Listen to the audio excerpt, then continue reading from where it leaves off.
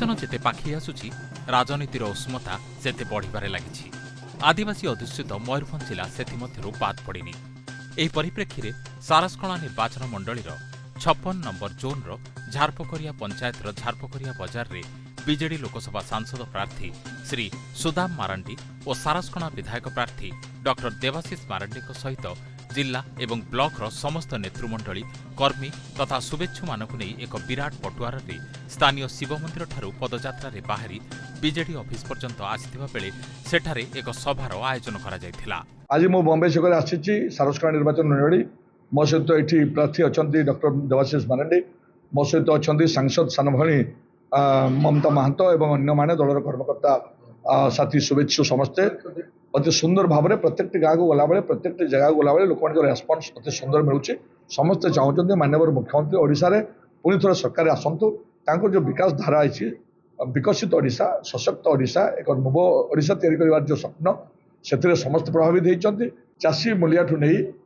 साधारण लोक नहीं युवक छात्र ठू नहीं माँ मान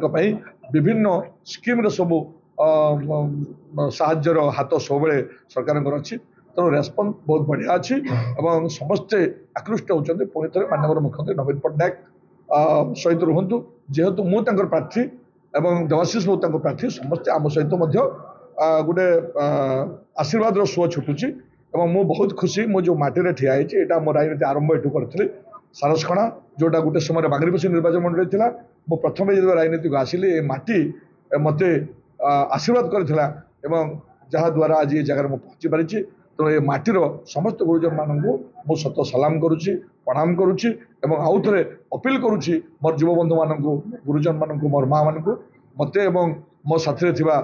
एमएलए को आशीर्वाद करंतु एवं लोकों सेवाई गोटे सुजोग दियो। ये जो है पदयात्रा है एवं माननीय मुख्यमंत्री नवीन पट्टनायक समर्थन में स्नेहश्रय देवाई आमर जो लोकसभा प्रार्थी अच्छा श्री सुदाम मारांडी महोदय और मुझे अच्छी आम समस्त प्रिय राज्यसभा सांसद ममता मैडम अच्छा तो एत संख्यार माँ मौसी भौणी गुरुजन मैंने आसिक आशीर्वाद देवाई आसिक पहुँचती आम तो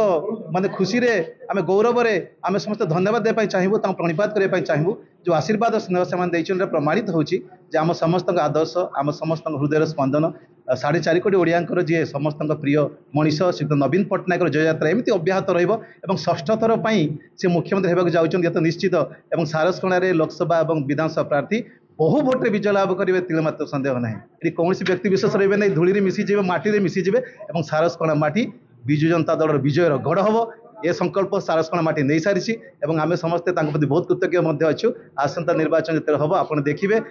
विजु जनता दल शंख चिन्ह बहु भोटे विजय लाभ करेंगे मात्र सन्देह ना। उभय सांसद और विधायक प्रार्थी मुख्यमंत्री नवीन पट्टनायक स्वच्छ भावमूर्ति और निर्मल शासन कथा कहवा सहित शंख चिन्ह दुई थर सुइच दबाई नवीन बाबू हाथमुठा को टाण करने एवं तांकर विकसित और सशक्त ओडिशा और नव ओडिशा गठन करिवार स्वप्न को पूरण करने उपस्थित कर्मी शुभेच्छु और माँ मानक आह्वान देते। मयूरभंजरू मोहित कुमार मंडल रिपोर्ट गीतांजलि न्यूज।